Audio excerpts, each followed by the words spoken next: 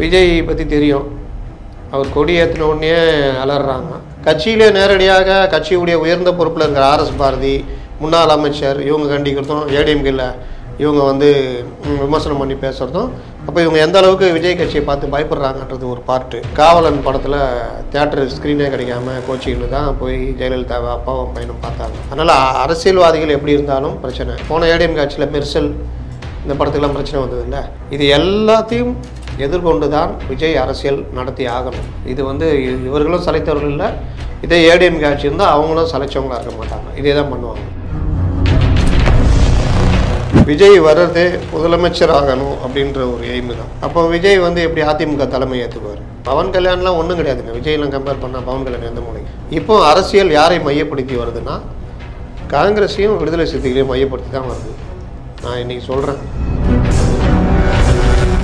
இந்த ரேஸ் மூலயமா பல விஷயங்கள் வெளியில் வந்துருக்குது. ஒருத்தர் போடுறாரு, இது போட்டது மூலயமாக உலக அளவில் நம்முடைய பெருமை இனி இந்தியாவை ஒதுக்கி வைத்து விட்டு தமிழகமும் உலகமும் தான் நேரடியாக மோத போகுது அப்படி இப்படின்னு தாங்க முடியலங்க. உண்மையிலேயே 2 நாளாக டிராஃபிக் ஜாமில் மாட்டிகிட்டு போன மக்கள் மௌனமாக இருக்கிறாங்கன்னா எல்லாத்தையும் ஏற்றுக்கிட்டாங்கன்னு அர்த்தம். ரேஸ் நடத்தினா எதுக்குங்க முதலீடு வரணும்? அதிகபட்சமாக அந்த ஒரு கம்பெனி, சாராய கம்பெனி விளம்பரம் தான் இருந்தது எல்லா இடத்துலையும்.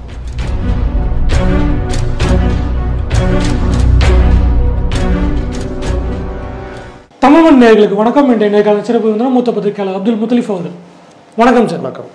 செப்டம்பர் 23 தாவேக்காவுடைய முதல் அரசியல் மாநாடு தேதி குறித்து இடம்லாம் தேர்வு செஞ்சு ஒரு வழியாக ஏற்பாடுகள் நடந்துக்கிட்டு இருக்கு.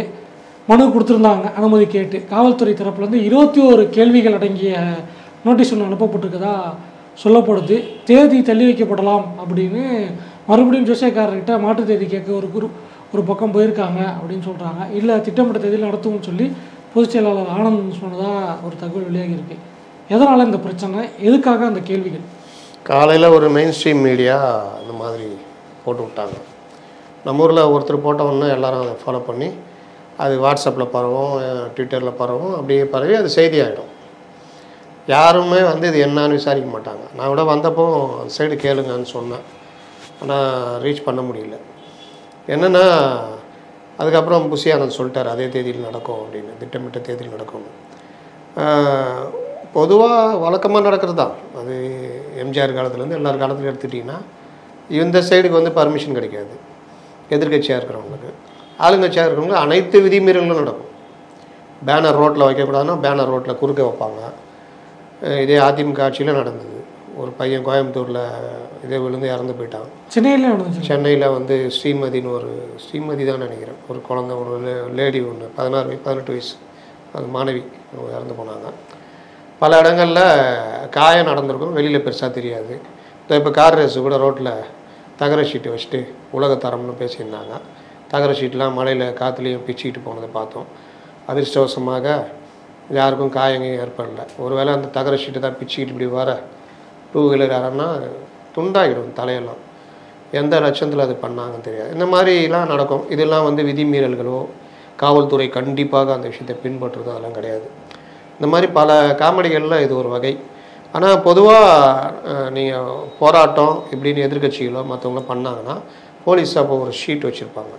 அந்த ஷீட்டில் வந்து எல்லா வழக்கமாக இருக்கலாம் இருக்கும். அது எல்லாத்தையும் ரொம்ப கடுமையாக கரெக்டாக பின்பற்றுவாங்க. இல்லாட்டி எல்லாத்தையும் பர்மிஷனும் கொடுத்துட்டு கடைசியில் கேஸும் போடுவாங்க. இதெல்லாம் நடக்கும். ஆளுங்கட்சின்னா நீங்கள் ரோட்டை மறித்து கூட போட்டுக்கலாம். யாரும் கேள்வி கேட்க மாட்டாங்க. கேள்வி கேட்டால் அவங்களுக்கு அரசு ஊழியரை பணி செய்ய விடாமல் தடுத்தல் அதுன்னு ஏதாவது செக்ஷன் வரும். விஜய் பற்றி தெரியும். அவர் கொடி ஏற்றின உடனே அலறாங்க. இத்தனைக்கும் அவர் கொடி ஏற்றிட்டு ஒன்றும் பெருசாக பேசவே இல்லை, யாரையும் இது பண்ணல.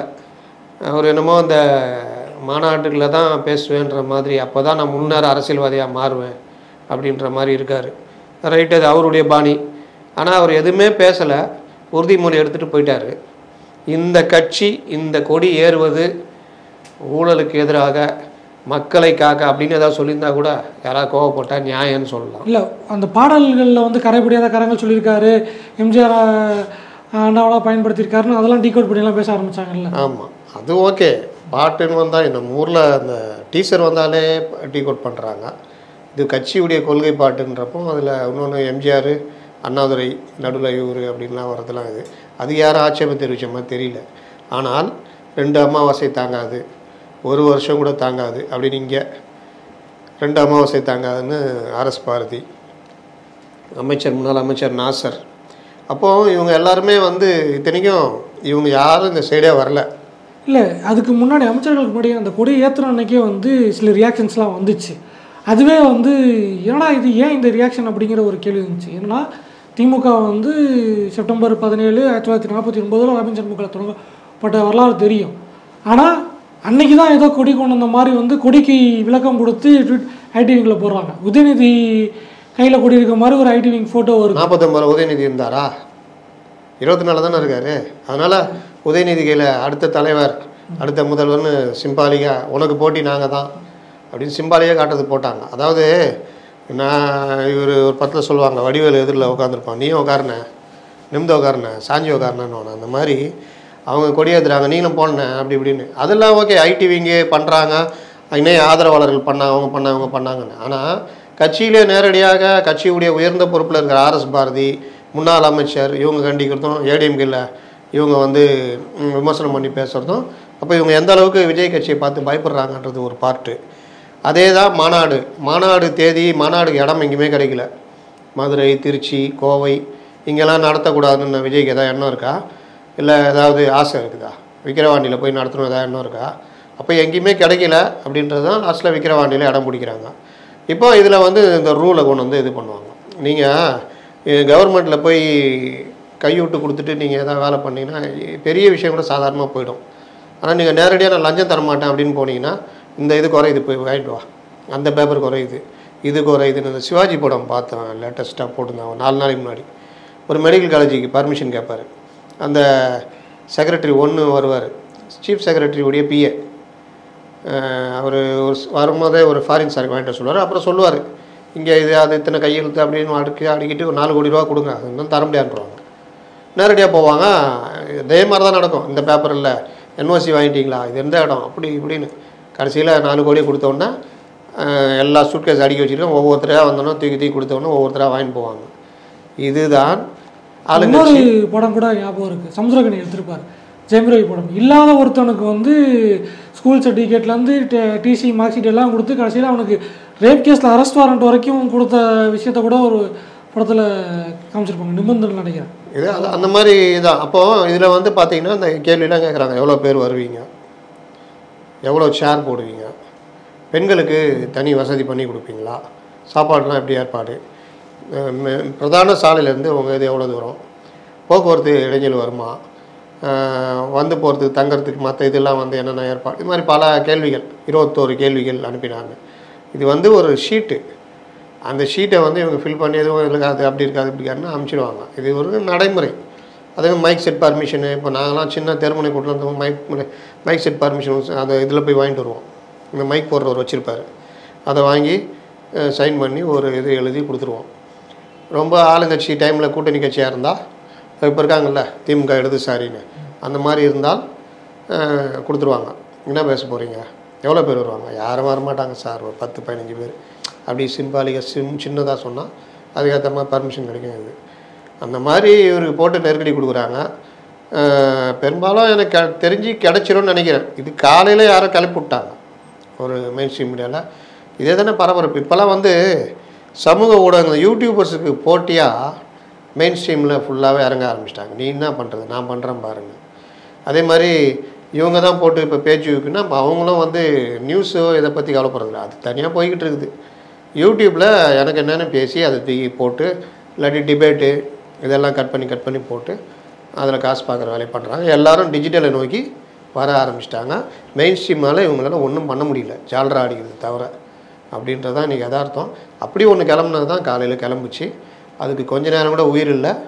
புஷி ஆனந்து திட்டமிட்டபடி நடக்கும் அப்படின்ட்டாரு. இதில் இன்னொரு விஷயம் வந்து இப்போ 5ஆம் தேதி கோட் படம் வெளியாக இருக்குது. அதுக்கான புக்கிங்ஸில் ஆரம்பிச்சிட்டாங்க. இதில் உட்லண்ட்ஸ் தேட்டரு, காசி தேட்டரு போன்ற இடங்களில் பேனர் வச்சதை வந்து இது பண்ணியிருக்காங்க அப்படிங்கிற விஷயத்தை பார்க்கக்கூடாது. பேனர் வைக்கிறத வைக்கக்கூடாதுன்னு சொல்லலாம், பேனரை கிழிக்கலாம். பட் அந்த வெல்டிங் இதெல்லாம் வந்து அந்த கிளாம்பெல்லாம் வெல்டிங் வச்சதெல்லாம் எடுத்திருக்காங்க. தேட்டருக்குள்ளேயும் போயிட்டு வந்து அந்த இரும்பெல்லாம் கட் பண்ணி எடுத்திருக்காங்க கார்பரேஷன் சைட்லேருந்து அப்படிங்கிற ஒரு குற்றச்சாட்டு வைக்கப்படுது. இதுக்கும் வந்து ஆளும் அரசு தான் காரணம் அப்படிங்கிறத வழக்கம் போல் ஒரு குற்றச்சாட்டாக வைக்கிறாங்க. இங்கே எம்ஜிஆர் உலகம் சுற்றும் வாலிபன் திமுகலேருந்து விலக்கப்பட்ட பிறகு படம் பெரிய எதிர்பார்ப்போடு வந்துச்சு. இத்தனைக்கும் அது ஒரு அரசியல் படமே கிடையாது. இது அவர் வாட்டில் எங்கேயா போவார், ஜப்பானு, சிங்கப்பூர், மலேசியாலாம் போவார், அண்ணனை தேடி போவார். இப்படி தான் கதை வரும், நல்ல பாடல்கள் எல்லாமே. ஆனால் அந்த படத்தையே வெளியிடக்கூடாதுன்னு அவ்வளோ மிரட்டல்.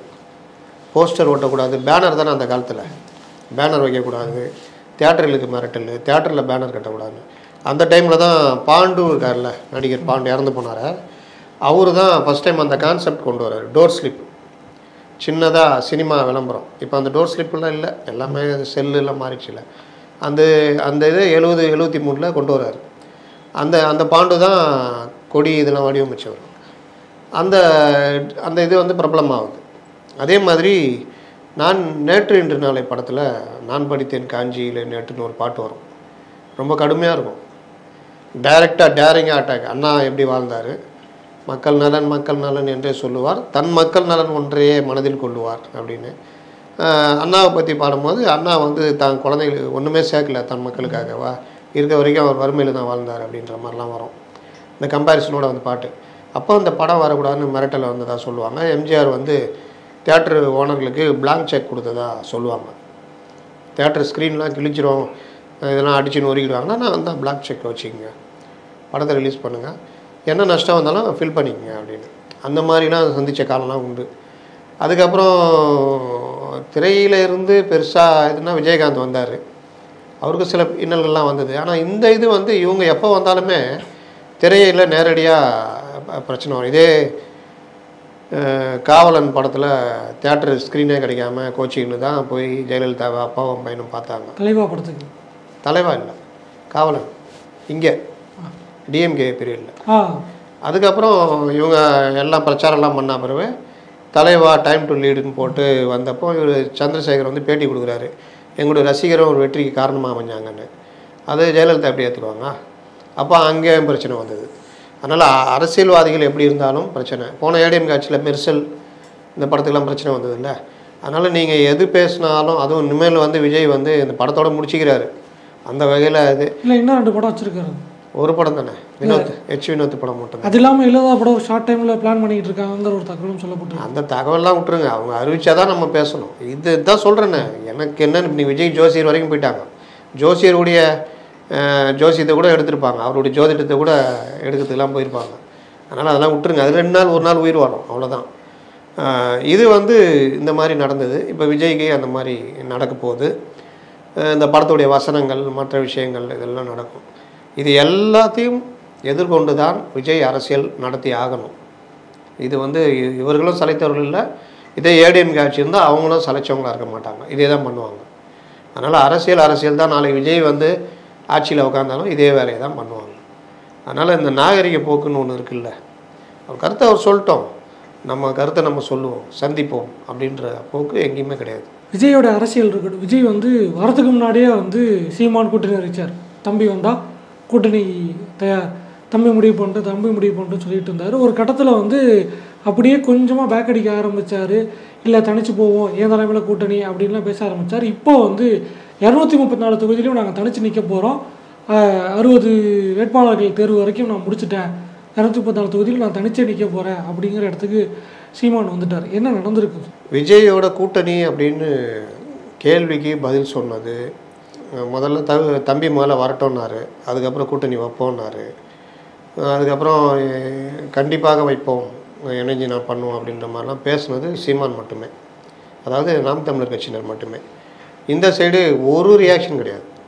ஏன்னா அவங்க வந்து இப்போ நானே பல இதில் சொல்லியிருப்பேன், இவர் ஒத்துக்கிட்டாலும் 2 விதம் இருக்குது. ஒன்று கொள்கை ரீதியாக மாறுபட்ட இது. இப்போ இவர் வந்து திராவிட கட்சியில் எடுத்து வராரு, ஆனால் தமிழ் தேசியத்தை ஏற்றுக்கிட்டு வர்றாருன்னு சொல்ல முடியாது விஜய். சீமான் வந்து தமிழ் தேசியம் ஒன்றே, திராவிடர்கள் கட்சிகளை எதிர்ப்பது, காங்கிரஸ் பாஜக எதிர்ப்புன்னு ஒரே இதில் நிற்கிறாங்க.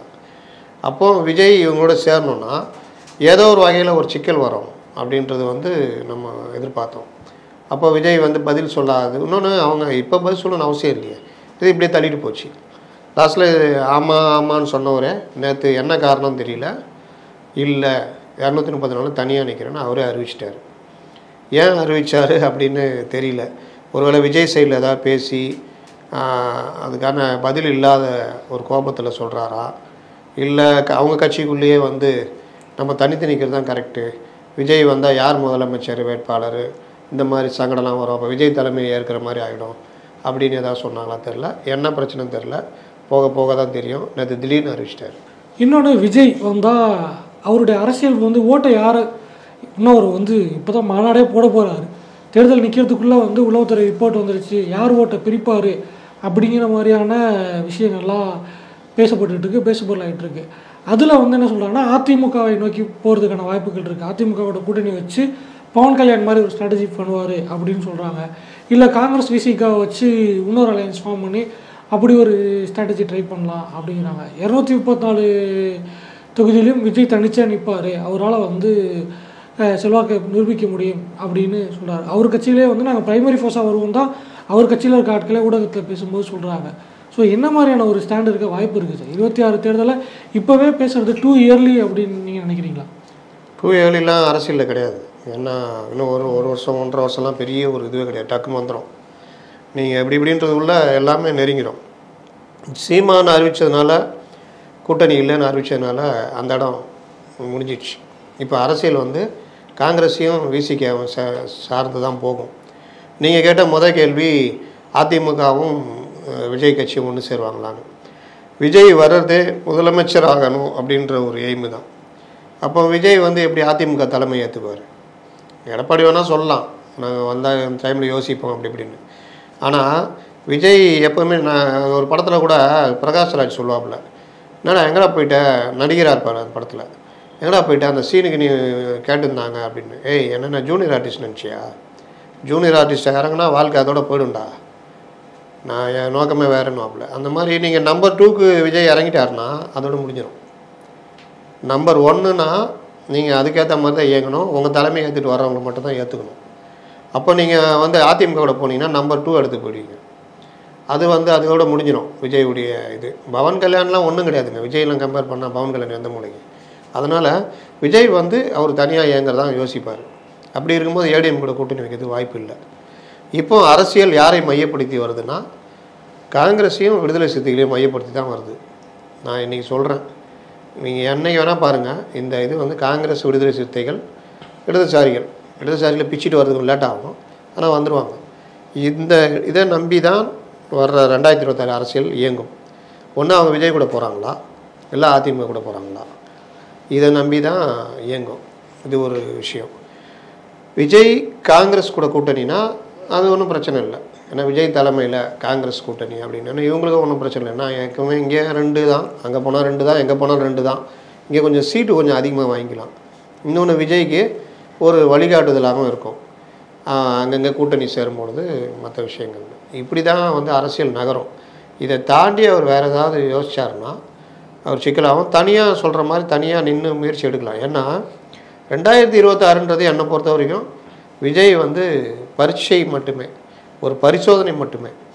அப்போ தான் தெரியும் நிதி எவ்வளோ முக்கியம், மக்கள்கிட்ட போய் ரீச் பண்ணி வாக்கு வாங்குறது எவ்வளோ முக்கியம், வாக்குக்கு பணம் கொடுக்கறது மற்றவங்க பண்ணுவாங்க, இப்போ இவங்க என்ன பண்ண போகிறாங்க, அப்புறம் இவங்களுக்கு தேர்தல் செலவு, பிரச்சாரம், இதெல்லாம் பல விஷயங்கள் இருக்குது.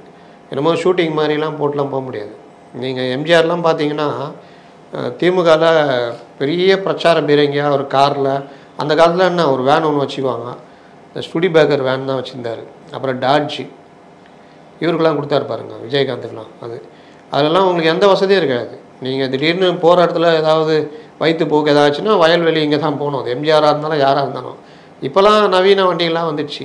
அப்படிலாம் பழகி ஊராக போய் கூட்டம் பேசி விடிய இப்போலாம் 10 மணியோட க்ளோஸ் இல்லை. அப்போ காத்துக்கிட்டு இருப்பாங்க ஜனங்க. நைட்டு 10 மணிக்கு வந்து உட்காடுறாங்கன்னா காலையில் 3 மணிக்கு இவங்க போய் அங்கே சேருவாங்க. அதை முடிச்சுட்டு இன்னொரு இடத்துக்கு போகிறதுக்கு 4-5 இப்படி ஆகிடும். அப்போ வண்டியில் போகும்போது தூங்குறது இப்படி தான். அந்த மாதிரிலாம் எம்ஜிஆர் வந்திருக்காரு. விஜய் இந்த மாதிரி ஒரு இதுவும் கிடையாது. அவர் வாழ்க்கைலாம் கேரவன் இந்த மாதிரி தான். அப்போ இந்த வாழ்க்கைக்கும் பழகணும். அட்லீஸ்ட் இந்த இப்போ விஜயகாந்த்லாம் பார்த்தீங்கன்னா அவர் வர்றதுக்கு முன்னாடியே அவர் பிரச்சாரம் அது இதுன்னு போயிட்டார். அப்போது இந்த மாதிரி விஷயங்கள் எல்லாமே 2026 அவங்களுக்கு ஒரு சோதனை காலம். ஆட்சியை பிடிக்கிறது அதெல்லாம் நினச்சே பார்க்க முடியாது. போட்டி வந்து ஏடிஎம்கே டிஎம்கேக்கு தான் இருக்கும். இல்லை விஜய் காங்கிரஸ் சேர்ந்தாங்கன்னா இவங்க 2 பேரும் எப்படி காலி பண்ணுறாங்கன்றது தான் இருக்கும். இன்னொரு விஷயம் பேசும்போதே சொன்னீங்க, ரேஸ் சர்வதேச போட்டியை வந்து சென்னையில் நடத்தியிருக்கோம் அப்படின்னு சொன்னாங்க. ஒரு பக்கம் வந்து மக்கள் வண்டியில் சாலைகளில் போய்கிட்டு இருக்காங்க, இன்னொரு பக்கம் வந்து சகஜமாக ரேஸ் போய்கிட்டு இருக்கு. சர்வதேச இடத்துல நடத்தியிருக்கோம். நம்ம வண்டி ஓட்டிகிட்டு போன இடத்துல ரேஸ் ட்ராக்கில் காசு போயிட்டுருக்கு, இது நினைக்கும் போதே பெருமையாக இருக்குது அப்படின்னு சொல்லி ரேஸை வந்து இது பண்ணி ரொம்ப கொண்டாட்டமாக பார்த்துக்கிட்டு இருக்காங்க. பட் அதுக்கு அதே சமயம் எதிர்ப்பும் கிளம்புச்சு. அதிமுகவில் வந்து மழை பெஞ்சா என்ன ஆகுன்னு தெரியல அப்படின்னாங்க. நீங்கள் சொன்ன மாதிரி அந்த தகரம் சரியாக இல்லை அப்படிங்கிற குற்றச்சாட்டும் சில வச்சதை பார்க்க முடிஞ்சிச்சு. ஸோ ஆதரவு எதிர்ப்பு எப்படி நடந்து முடிஞ்சிருக்கு இந்த ரேஸ்? இந்த ரேஸ் மூலிமா பல விஷயங்கள் வெளியில் வந்துருக்குது. எல்லோருமே ரேஸ் நடத்தக்கூடாது, வயிறு எறிகிறீங்க, இப்போ எரியுதா, கதறுங்கடா பதறுங்கடான்னு. ரேஸ் நடத்தக்கூடாதுன்ற கான்செப்டை வச்சுக்கிட்டு எதிர்கட்சிகளும் அணுகட்சின்றதான் நான் பார்க்குறேன். இது தப்பான கான்செப்ட். ரேஸ் நடத்திங்க, அதுக்குன்னு இருக்கிற இடத்துக்கு நடத்திங்க.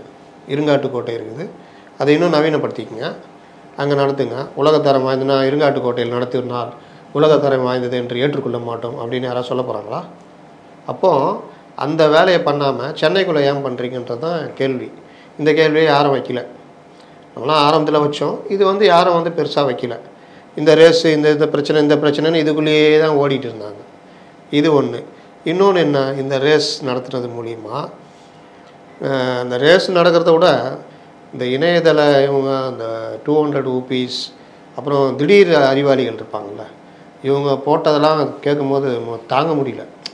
அதாவது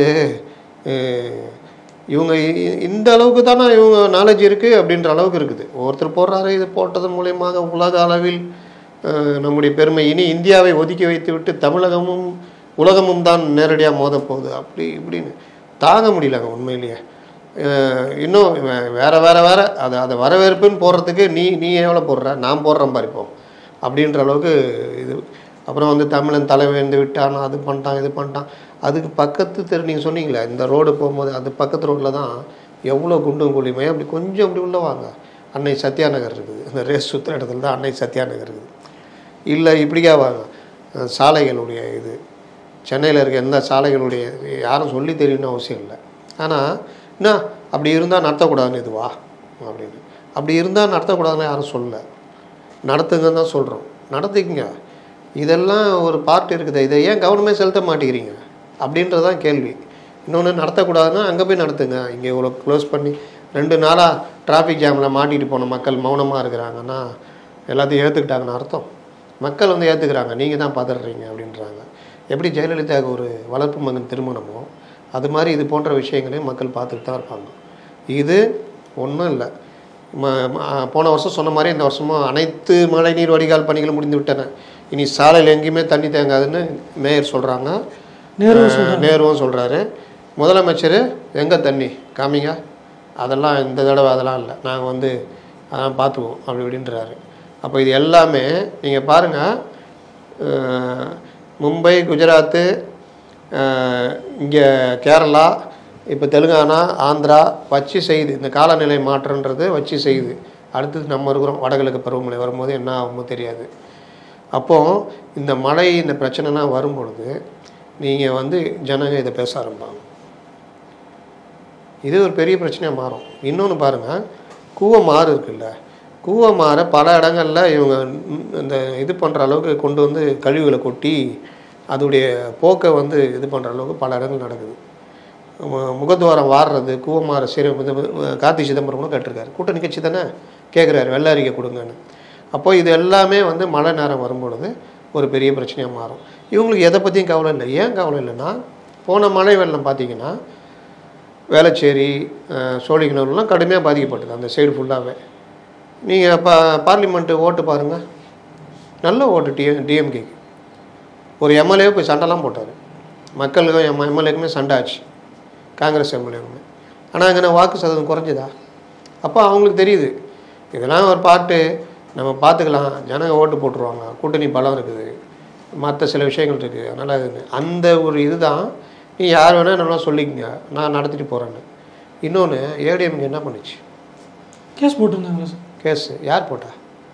கேஸ் போட்டது என்ஜிஆர் பிரசாத், இவர் ஏஎன்ஆர் பிரசாத், யார் அவர், பிஜேபி, அவர் தான் கேஸ் போட்டார் ஹைகோர்ட்டில். அதிமுக தரப்புலேருந்து சுப்ரீம் கோர்ட்டில் போட்டாங்க. சுப்ரீம் கோர்ட்டில் அவங்க எப்படி எடுத்துக்குவாங்க? எப்படிங்க பார்ப்பாங்க அந்த விஷயத்த? ஏன் ஹைகோர்ட்டுக்கு போகாமல் இங்கே வரையும் தான் கேட்பாங்க. அப்போ நீங்கள் என்ன இது? இன்னொன்று, நீங்கள் கேஸ் போடுற கட்சியா? நீங்கள் போராட்டம் நடத்துங்க. ஏன் ஒரு ஆர்ப்பாட்டம் போராட்டம் நடத்த முடியாதா? மக்கள் கவனத்தை இருக்கிற மாதிரி பண்ண முடியாதா? அப்போ நீங்கள் எப்படி இருக்கீங்க? அப்புறம் நீங்கள் எப்படி எதிர்கட்சியாக வேலை செய்ய முடியும்? எப்படி உங்களை மக்கள் எப்படி ஏற்றுக்குவாங்க? வெறும் ட்விட்டரில் போடுறது, அந்த கிளிப்பிங்ஸை கட் பண்ணி போடுறது, இது மட்டும் எந்த மூலைக்கு? கட்சினா நீங்கள் மக்கள்கிட்ட போகணும், மக்களுக்கு அந்த விஷயங்களை போராட்டம் நடத்தணும், ஆர்ப்பாட்டம் பண்ணணும். தலைவர்கள் வந்து இங்கேயே இருந்து பேட்டி கொடுக்குறது, மற்ற விஷயங்கள் மக்கள் கவனத்தை இருக்கிற மாதிரி பண்ணணும். என்ன பண்ணீங்க? இதெல்லாம் பண்ணாமல் நான் வந்து கட்சி நடத்துவேன்னா ஒன்றும் பண்ண முடியாது. இதில் இன்னொரு விஷயம், அதிமுக பாஜக திமுக பாஜக நெருங்கி வருதுன்றத பல சந்தர்ப்பங்களை பார்க்குறோம். இந்த ரேஸ் இதுலேயும் பார்த்தோம்ல, அந்த அலிஷா அப்துல்லா அந்த அம்மா பிஜேபியில் இருக்காங்க. நான் அவங்க தான் ஸ்போக்ஸ் பர்சனாக மாறிட்டாங்க அந்த விஷயத்துக்கு அவங்க. ஏன்னா இவங்க எல்லாம் கார்ப்பரேட்டுகள் வேறு, கட்சி வேறுன்றது தெரியுதா? பணக்காரர்கள் அந்த மைண்ட் செட்டில் இருக்கிறவங்க, அவங்க தனி உலகம், அவங்க எல்லாருமே ஒற்றுமையாக தான் இருப்பாங்க. பிஸ்னஸ்ஸு பல வகையில் எப்பவும் கஷ்டப்படுறது அது பிஜேபி காரனாக இருக்கட்டும், அதிமுக காரனாக இருக்கட்டும், திமுக காரனாக இருக்கட்டும், யாராக இருக்கட்டும், பொதுமக்கள் கஷ்டப்படுறவங்க கஷ்டப்பட்டு தான் இருப்பாங்க. இன்னும் இவங்களுக்குள்ளே சண்டை போட்டுக்குவாங்க. என்னங்க தண்ணி தேங்குதுன்னு கேட்டால் டிஎம்கே ஆட்கள் வந்து உள்ளே வந்து அடிப்பாங்க. போன ஆட்சியில் இல்லையா, அப்போ நீ எங்கே போன அப்படின்வாங்க. வேறு ஏதாவது கேட்டோன்னா, இந்திய லெவலில் கேட்டோன்னா பிஜேபிக்காரங்க வந்து இது பண்ணுவாங்க. இதுதான் நடக்குமே தவிர, இது அடிக்கிறதுக்கும் இதுக்கு மட்டும்தான் கீழே இருக்கவங்க. நீங்கள் இந்த மாதிரி விஷயங்கள்லாம் நடத்தும் பொழுது கூட போய் சூப்பர் இது வினோஜ் பி செல்வம் மத்திய சென்னை வேட்பாளர் என்ன பேச்சு பேசினார், போய் நிற்கிறாரா? சூப்பர் எனர்ஜி அப்படின்னு வீட்டில் வர்றாரா? இப்போ இவங்களுக்கும் தெரியுதா? இவங்க இது எச் ராஜாவை இன்னும் கேள்வி கேட்குறாங்க. அது டெக்னிக்கு, அது பார்த்தீங்கன்னா அது இது அது இது நீங்கள் வந்து அவங்களுக்கெல்லாம் வாழ்த்துக்கள். எங்கே போச்சு வீரம் எதிர்கட்சின்றது? அப்போது இவங்க எல்லாம் ஏதோ ஒரு வகையில் நெருங்கி வர்றாங்கன்றது இதில் வெளிப்படையாக தெரியுது. நடிகர்கள் எல்லாம் இதுக்கு தான், இந்த மாதிரி விஷயங்களை பாராட்டி ஆஹா ஓஹோன்னு போடுறதுக்கு தான். ஹேமா கமிட்டி பற்றி கேட்டால் தெரியாதுங்க, இது வாழ்த்துக்கள்ங்க. இல்லை, இந்த ரேஸை வந்து ஆதரித்து பேசக்கூடிய பலர் வந்து என்ன சொன்னாங்கன்னா, முதலீடுகள் வரும் அப்படிங்கிற வார்த்தையை சொன்னாங்க. அரசியல் கட்சி தலைவர்கள்லாம் கூட சொன்னாங்க. திமுக கூட்டணியில் இருக்க விசிக தலைவர் கூட சொன்னார். எனக்கு அதை பார்க்கும்போது வந்து ஒரு சின்ன கேள்வி மனசில் இருந்துச்சு. ஒருவேளை எனக்கு புரிதல் இல்லாமல் இருக்கோ அப்படின்னு நினச்சிக்கிட்டேன். ஒரு முதலீடு வருது அப்படின்னா, ஒரு கார்ப்பரேட் நிறுவனம் ஒரு மாநிலத்திலேயோ ஒரு நாட்டில் முதலீடு பண்ணோம்னா அதுக்கு வேரியஸ் ஃபேக்டர்ஸ் இருக்குது. அங்கே வந்து என்ன செக்டார் டெவலப்பாக இருக்குது, லேபர் கிடைக்குமா, பவர் பிரச்சனை எப்படி, லேண்ட் என்ன, வாட்டர் சப்ளை எப்படி இருக்கும், ஏகப்பட்ட ஃபேக்டர்ஸ் எல்லாம் வச்சு தான் வந்து அவங்க வந்து முதலீடு பண்ணுவாங்க. ஆனால் வந்து ஒரு மெயின் ரோட்டில் வந்து பப்ளிக்கை டிஸ்டர்ப் பண்ணி ஒரு ரேஸ் ட்ராக் 2 நாள் நடத்திட்டாங்கன்னா உடனே முதலீடு பண்ணிடுவாங்க அப்படின்னு சொல்கிறத வந்து நீங்கள் இந்த நடிகர்கள் போட்ட ட்வீட்லாம் பார்த்தீங்களா? ஒரே மெசேஜ் எல்லாருக்கும் கொடுத்துருக்காங்க, எல்லோரும் போட்டு போயிட்டாங்க. அவ்வளோ இல்லை, அவங்களுக்கு அவர் சின்னவருடைய மனசு குளிரணும். அவங்க பார்க்கும்போது நானும் போட்டிருக்கேன் ட்வீட்டுன்னு போட்டாங்க. ஜனங்களை பற்றி எதை பற்றியும் இல்லை. முதலீடுகள் வரும். முதலீடுகள் இருங்காட்டுக்கோட்டையில் நடத்தினா வராதா? இதே திருமாவளவனுக்கே நம்ம வைக்கிற கேள்வி. இருங்காட்டுக்கோட்டையில் நடத்தினா முதலீடு வராதா?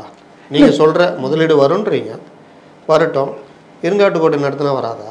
இன்னும் ஒரு படி மேலே போய் சீமான் கேட்குறாரு, முதலீடுகள் இதெல்லாம் நடத்தி வருதுன்னா நீங்கள் ஏன் வெளிநாட்டுக்கு போகிறீங்கன்னு கேட்குறாரு. 14 நாள் சிஎம் அமெரிக்கா போயிருக்காரு. அப்போ இது மாதிரி ரேஸாக நடத்திட்டு இருக்கலாமா, முதலீடு வந்துடுமேன்றாரு. இது எல்லாமே நீங்கள் அப்படி தான் அதுக்கு மேலே கேட்டால் கதறு, நல்லா கதறியா கதறு, மறுநாள் வாங்கி தரேன், இப்படி தான். அதை தாண்டி பதில் இருக்காது. அப்போ இது என்ன, இது ஏன், இது யாருடைய ஆசைக்கு நடக்குது, இதனால் எப்படிங்க முதலீடு வரும் அப்படின்னு கேட்டால் அவங்க யாருமே இதுவாக இருக்க மாட்டாங்களே, இந்த லெவலுக்கு இருக்க மாட்டாங்களே. அந்த கேள்வியே வராது. எப்படிங்க வரும் முதலீடு, எதுக்கு வரணும்? ரேஸ் நடத்தினா எதுக்குங்க முதலீடு வரணும்? அதிகபட்சமாக அந்த ஒரு கம்பெனி, சாராய கம்பெனி விளம்பரம் தான் இருந்தது எல்லா இடத்துலையும். அது மட்டும்தான் இருந்தது. அது வந்து பாமக வந்து வழக்கம் போல் வந்து அதுக்கு வந்து கண்டனம் தெரிவிச்சிருந்தாங்க.